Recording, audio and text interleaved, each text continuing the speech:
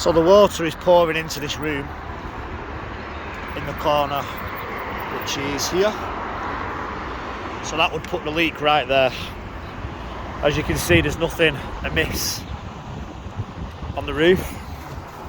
There's no slates broken, anything obvious. Somebody's redone the ridges recently. Not a bad attempt, but as I was saying, when you point ridges like this on the outside, it always comes away, so it doesn't really serve a great deal of purpose. It does help, but it's just always going to come away, block up your gutter, etc. Now I just want to have a quick look while I'm here, as I've just noted this is a miss. It should really be overhung.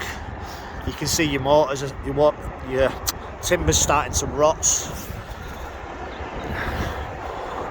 because this isn't overhung properly. It could be a factor, but the main thing in my eye is the valley. I'm not sure about the coverage on here, but what we've got further down here is we've got a crack. This will be allowing the water in, and then it will be running down, and it picks up a fair bit of pace from here to here. There's also been some other goings on along here. You can see we've had some repairs here and here.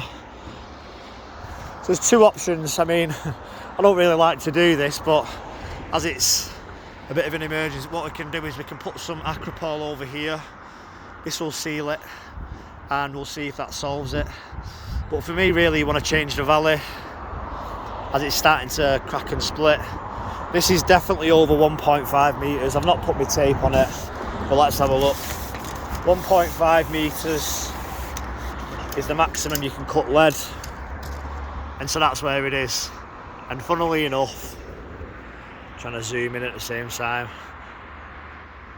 that's exactly where your crack is. It needs to be cut at 1.5 here, and your next piece needs to come 6 inches over it, and you put copper nails and you stagger it. So this is always going to split and crack again and again because it's over 1.5 metres. That's the maximum you can cut code 4 lead to. So we can do a little temporary repair on there for you with Acropol, but I'm hoping it'll solve it, and we've resolved the leak, but it's not going to last. So it's take off this section right the way through, take off this section right the way through, new breathable felt, new timbers, because no doubt some of the edges are rotten. If we can reuse the timbers we will, but 7 times out of 10 you're best off changing all the ones along here. Same on this side, new breathable felt, new timbers, make sure it laps under the old, and then we put it back together again with all these little bespoke cuts that are going on, and under each cut you've got this cut comes up to here, for example, and everything's got its nice coverage. It's a nice straight valley. It's just they didn't cut the lead in to the right size. A lovely feature on the outside.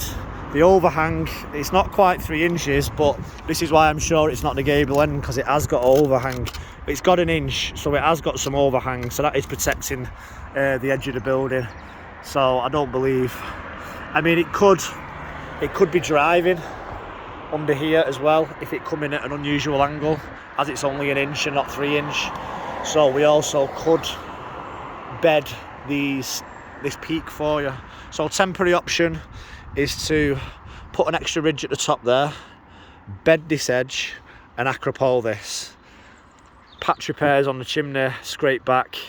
The professional option, the best option for long term, is to regrind points, new lead, new flaunching, coat with storm seal, brand new valley.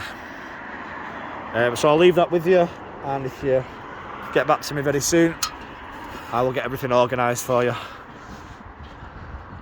Thank you. This lead as well. This is, yeah, you need a new piece of lead under here. This is got silicone down it and got the foam at the back and silicone against the wall, and I'd like to change this while I'm here to cover all bases.